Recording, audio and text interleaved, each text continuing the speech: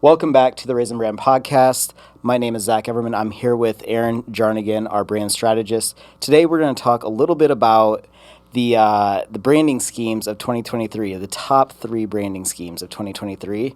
Aaron has some thoughts on this. I have some feelings about it as well, and I'm kind of excited to have this conversation with you, Aaron. Yeah, no, thank you. I'm excited about the topic. Excited to dive into it. Not excited that it needs to be talked about. But Right. It'll be good to talk about. It sucks that this type of conversation is even being had at all, right? Well, and it's interesting too. It showcases the power of especially social media today, I think, which is really fun, in terms of how we can work in that space for ourselves, but also for clients. But yes, there are some schemes out there. Is it fair to say like these are things that feel cringy? Like, is that a good use of like things that like this? Whenever you're talking about marketing, it kind of hurts your soul a little bit. Yeah. To know that they exist. Definitely. I think definitely. Yep. Okay. Yep. Which one do you want to jump into first? So, the biggest thing for me, like especially when you look at either big brand deals or more localized brand deals, is the idea of influencers and whether they're national, like large global influencers or micro influencers.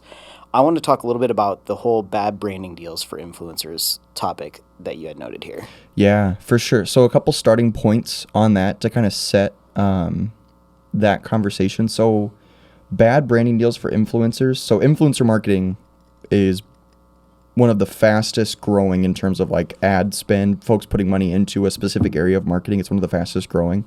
So it's something that, whether you have, well, and what's cool about it is, of course, you can have like your mega influencers, like Right. Kardashians, like just this crazy level. But there's even opportunities for what they call like micro or nano influencers, where you're talking like sub or lower than 10,000 followers. You know what I mean? Yeah. And what's cool about that is you have the broad reach ones, but then people are recognizing the value of these like folks that have very niche followings and they're very specific, but also those folks are very loyal. Where like a Kardashian, they're worth a lot. They can get all the attention on it. But there's a lot less loyalty overall. I wish there was a score, you know what I mean? Like where you could Right. kind of take a look like, oh, they're, Kardashian, they have a 2% score, whereas the nano influencer has like a 50%, showcasing that there's kind of different value there. Anyway, Yeah. but one thing that's great for influencers to know is as they're growing, Shopify has actually released a resource that talks about these are some average price points for different levels of influencer and on different apps. So 100,000 followers on TikTok is different than 100,000 followers on Instagram. I would say it's worth less, just frankly. And so they talk a little bit about that. So first, as if you're an influencer entering into this range of you might be able to get some of these deals, that's a great resource to start with. So just some notes there as we dive into this. And when you talk about influencer, like this could apply to things like affiliate marketing and stuff like that as well, Totally. right? And the reason why it's so important to look at this is because there are some influencers out there that will say, well, I have 100 million followers across all my platforms, but they don't necessarily specify what platforms they're talking about. And they'll convince brands to pay a hefty fee to leverage their community that you may not really know the value of. Well, and it's interesting because I think this is two-pronged because you have influencers that, I don't know how to the best way to say it, like almost like swindle the system a little bit. You know what I mean? Where the metrics aren't there. The term vanity metrics is kind of one that we throw around. So there's that's no proof. Right. Well, that's one element of it. And that kind of goes back to that score of like the followers, like which one's real, which one's not. So there's that side of it. But then there's also the side of businesses or brands that know how to, I would just say, take advantage of influencers, especially the ones that are small and growing, where there's these contracts that are just ridiculous. And so I guess on that front, I think it's important to say that you want to be good to work with, easy to work with, but make sure you're reading the contracts and don't get taken advantage of. There are great brands out there that don't do that and that are really great to partner with. Right. But if it seems too good to be true, they often say it is. And so it's interesting because there's that two-prong piece of this one specifically. Yeah. So what you're saying is that there's bad deals, not just from one direction, but both directions. Absolutely. Absolutely. And the value of, if you're a business and you're looking at investing in influencer marketing, knowledge is totally power. And especially with all these different social media platforms and metrics, even just the base understanding of like, so say they have a YouTube video and they have 100,000 views, like, wow, that's awesome. They get a lot of attention. But if you look and there's 4 comments and 6 likes, that's a huge red flag. Yeah, how did they get those 100,000 views? Huge red flag. Well, and that's the thing too, and that's one thing that I found out. This is one of those hurts the soul moments. If you look, especially at some of the larger networks that you see out there today, some of that is commonplace, where they have these views and then the engagement isn't there. And like I said, it's commonplace, but what they're doing is they're running their entire video as a pre-roll ad on YouTube. So say they have a 20-minute segment of whatever, whether it's like a news program or just some funny video or a sketch or something that's part of their network, they'll run that entire video as a pre-roll ad. And as somebody who's looking to give money to this organization, you don't see that engagement or retention. Right. You're just like, oh, we got 80 million views last year or whatever. Like, oh, wow, that's great. They'll sign the dotted line. Like, no, hold up. Like, make sure you know what questions to ask and what to look at. In that case, are there questions that a brand should be asking that influencer or that advertising platform to ensure that they're actually getting real views? Like, is that an appropriate thing for them to be asking? And what should that question be if so? Yeah, the first one that I think of is, do you have, and this isn't always the case depending on the level, but who have you worked with in the past? Or would you be willing to share who you've worked with? Or do you have references? That's the biggest thing, because that's always great, and do a little bit of research. Unfortunately, sometimes people are working together and references can't always be the highest quality, but the easiest thing is to actually just take the time and do it yourself. Don't trust somebody else, if you have the time, but go and look. If they're on TikTok, spend time scrolling through it. Don't just trust some third party that's trying to connect you to their services that influencers can sign up for, that'll reach out to companies on their behalf and try to sell them. Spend the time, go through their accounts, just make sure that what's there looks legit. You can tell, like, sometimes people can, buy comments on Instagrams and on things. And if you scroll through it, you'll be able to tell. It doesn't take a rocket scientist or a social media pro to figure it out. It's like, this seems fishy. And it's like, well, it probably is. So. Right. Exactly. Yeah. So just, if you're going to be spending thousands of dollars on some sort of brand deal, to have an influencer promote your brand, do your due diligence, look into it, spend the couple hours it might take to dig into their platforms, and do your own research before spending that money. Totally. Because it doesn't always guarantee, but it will by and large push you to a higher return on investment, because you're really trying to audit the quality of what you're buying, and that time it makes a huge difference. Yes. So I know that sort of marketing strategy also relates to the next topic, and that is expert courses. Mm-hmm. And we've, especially over the last 2 years, we've seen an infinite number of expert courses that have been released online, and you see all the ads on social media for them. You see testimonials from people that have taken the courses, all these things that have popped up now. How valuable are these expert courses if everyone seems to be an expert? Yeah, so this one's a funny one too, just because of the different layers of it. So when we're talking about an expert course, what we mean is, so somebody has put together either a series of YouTube videos, a series of videos on Google Drive or something like that, a file holding spot, and then they sell you access to those. So whether it's SEO, social media advertising, some people are even doing like financial coaching, motivational coaching, like all this stuff. But the one part of it, the specific piece of it that actually piqued my interest in looking into this further, are the ones that are doing like where you can make money. Like this is a course that will make you money. Yep. And the ones that I've seen, and I won't name them, I don't know. But anyway, the ones that I've seen that are the most interesting are, it's a course that you sign up for however much a month or whatever.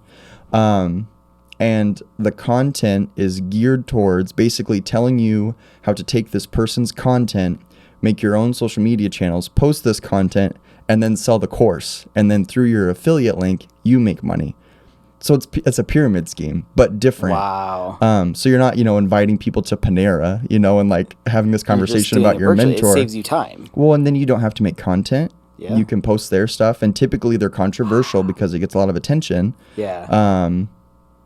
and that was the one that piqued my interest, because at the surface level you're like, oh my gosh, that's brilliant, like, and you're just leveraging social media, and you're leveraging this, and while you're making content, you are totally manipulating the distribution of it, because if you have 1,000 people sign up for it and they each get a video, like, that's insane. Right. But it hurts my soul because it's not legit. The ones that hurt my soul, or the ones that almost frustrate me, are the ones that like you said, are about making money. And it's like, hey, you could make, just say, start this 7-figure business, right? Well, the thing that in all the marketing material that goes out about that is they don't talk about, and the one that I see a lot is 7-figure digital marketing agency, right? Okay, so are you actually making in revenue 7 figures, or are you actually making that much in profit? Like, there's a big difference there, and all it really tells you is that you're processing 7 figures of money through your company that you make. It doesn't mean that you actually make that much money. Well, and it's misleading at best. Oh, totally. And like, what are the odds that anyone at that level has done the 7-figure thing? Right. You just need something big to get folks' attention. Really, that 7-figure business, the thing that person is relating to or referring to is the course that he's selling you in that ad. Well, and that's the thing too, is like, who I'm trying to think about how to like, who audits how legit this stuff is. Right. So I think it's beautiful, the amount of reach that folks can have on social media. I think that's really cool. Yep. But there are just some things like, so if they're saying, you can do this, you can sell this, you have no idea how many people have signed up for those courses. What you've seen is they've had a large reach online, which, especially with TikTok, Shorts, Reels, Reels is still a bit tough, but like the barrier to entry in terms of a mass audience is pretty low. Very much so. And really, like, unless there's some sort of review system that's set up and that's not manipulated too, there's not a lot of things that you can use to kind of filter through some of those. So you've spent your, and most people, like, if it's $20 and you get access to it, like, that's not a huge barrier, especially if they're telling you that it's going to pay you, exponentially on the other end.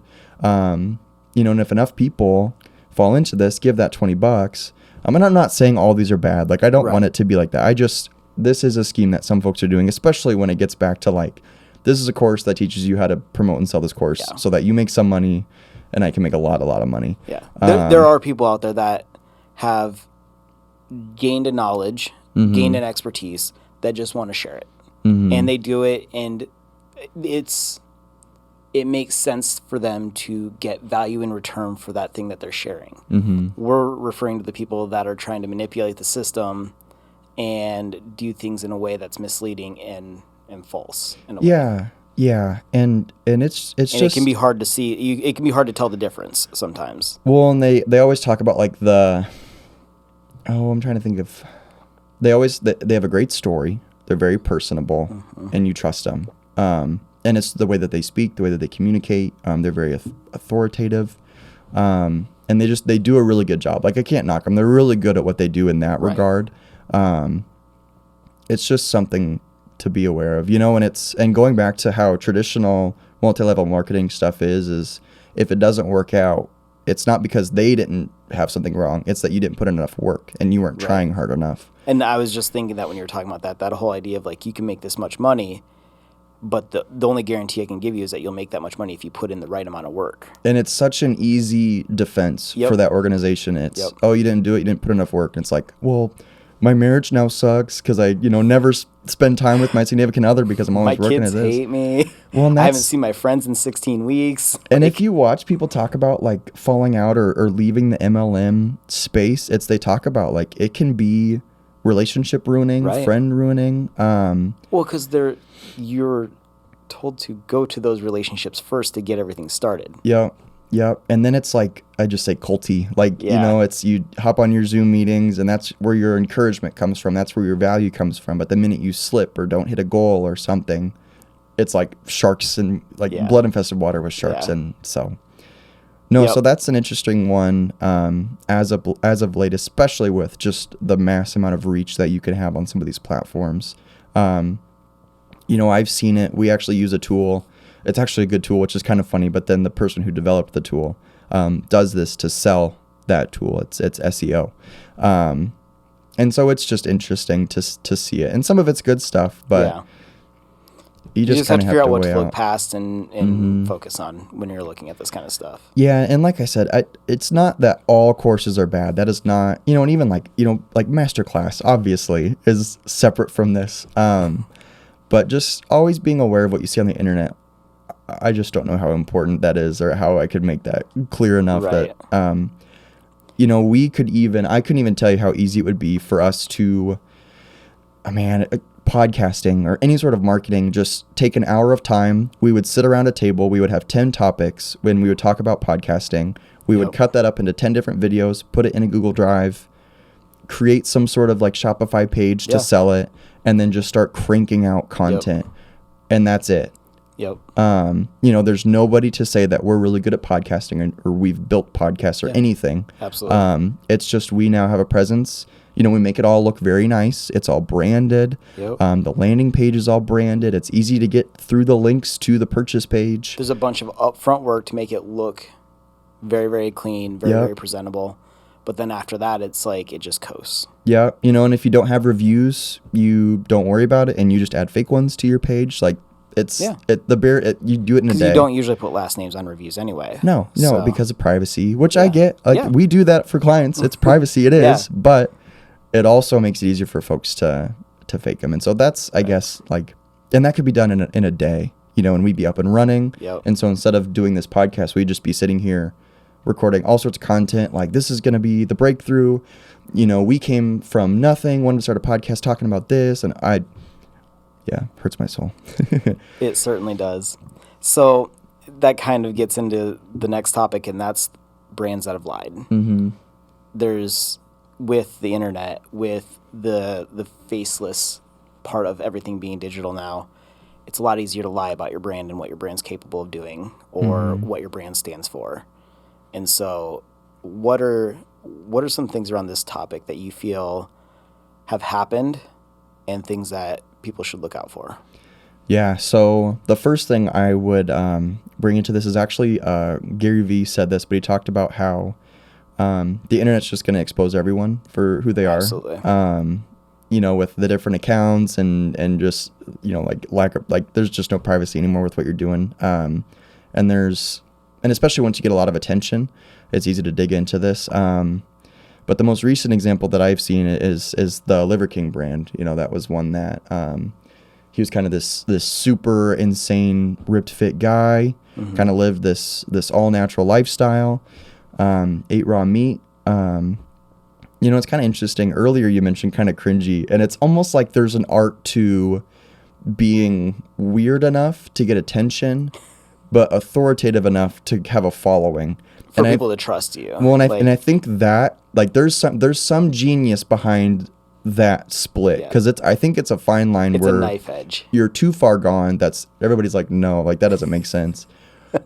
Or you're not enough, so you're not interesting. Right. So I do want to say I think there's a little bit of genius in there, but what had happened was there were some emails released between Liver King and I think a trainer, where reportedly he was using steroids, and it came to light that this was true. Yep. And I think it was like some insane amount, like some insane dollar figure going into this. He was selling a product, all about muscle growth, all that good stuff. And so now it's just interesting because folks have figured this out, and so he's had to change his tune a bit with what's going on. But did you have something to say? No, I was just going to say, like, that idea of he's promoting this way of life in order to achieve the physique that he had, the look that he had, the health that he had. But in reality, behind the scenes, what he wasn't showing anyone is that he doesn't even follow that same regime. Right. Well, now there's legal stuff. I mean, now you're getting into legal trouble. It's not just I'm hurting my brand. It's they're actually coming for my money. Right, exactly. So, and I think that's, with just any of this stuff, like those age-old lessons, and I know it's cliche, but like, if it just sounds too good to be true, or it looks like it's too good to be true, it just is. And I also think about when we were talking about people, inflating their vanity metrics or paying for ads. It's, long term, that's not building a brand, and Absolutely. and it's hard because, you play the game of long term branding success, the not overnight success, versus the easy little dollars that can come in now, and so. And you might want those easy dollars, but man, if you can wait, like, it's going to be far more fruitful. Absolutely. Longer term, you're not going to be lying to yourself. You're not going to be lying to others. And then there's always that risk of, if you are lying, the internet's a vast, wide place. It takes one person who's kind of a sleuth to stumble across your stuff and be curious. Yep. To go through the rabbit hole and figure out that this person's a fraud. And just like you have easy access to reach a ton of people, if they make a video exposing you and they do it well, they also have easy access to reach a ton of people. And so it's a very interesting environment. And it's still a newer environment where we have this much access to people, and attention. And I think it'll be interesting to see how that plays out over the next few years. Just in terms of, like, how do we know, what is authentic? How do we not? So it's just very interesting, and I think that there's a lot to learn from it. I agree. And going back to that, we're talking about brands that lie, and there's things for consumers to be aware of with that, people that are buying into whatever that brand is selling. But also, you brought up the fact that there is that idea of being just crazy enough that you're entertaining, but not so far that you're not. You also have to just make sure you're not lying to the detriment of your brand legally, which we talked a little bit about. Right. And so brands that do want to be a little bit out there and they want to be a little bit crazy, which is perfectly fine for a brand. If it matches your brand message, that's perfectly fine. You just have to make sure that you're being very cautious, that you're not crossing a line that is going to get you into legal issues that can just cripple your entire company. Yeah. And hopefully it doesn't get to that point where that's the filter. Well, right. But totally, I mean, it's, they talk about in marketing, like, selling the sizzle, not the steak, like, what does this get you afterwards, happiness, less stress, whatever. Yeah, it's just, in the end, I just want to sleep better at night.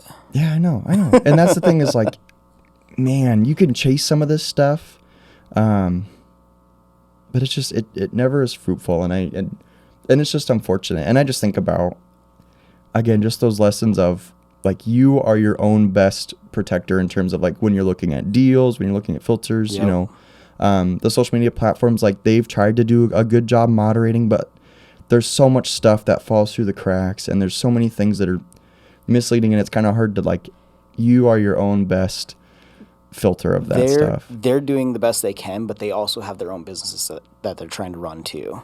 And that's something to not forget, is they need people to build audiences, be engaging on their platform. So it's all a delicate act, balancing act. And so it's just interesting. Like I said, I think that there's a lot to learn, especially during this time. And I imagine as time moves on, it's just going to be more and more. So I think it's just very interesting, kind of some of the stuff that we're talking about, just an interesting time. What I would love is to hear what some of the people listening to this podcast, what marketing schemes they've seen in the past that really either gave them cringy feelings or maybe they fell victim to, whatever it is. I would love to see those in the comments of this video, because I think it's a conversation that needs to continue to be had, and bad ones need to be exposed. And I think that it's one of those things, like all three of these topics that we just talked about today, the one thing that it continues to come back to is do your own research. Totally. Spend the time, whether you're a brand, whether you're an influencer, whether you're a consumer, any of those three people, do your research about the opposite side of whatever deal you're working on, and make sure that it's authentic, it's real, the lies don't exist, and that you can trust going into it that you're going to get out of it what you expected to get, or you're going to get out of it what you expected from putting in what you did. Boom. I like it. Thank you. Thanks for having me. This was a really good conversation. I could talk about this forever and all day, but I think you did a really good job covering these points, and in covering it. So thank you. Let's continue the conversation in the comments. Yeah. Get down there. Let us know what you think. Thank you for listening to this episode of the Raisin Brand podcast powered by Pixel Labs. Remember to subscribe to stay up to date on all things Raisin Brand.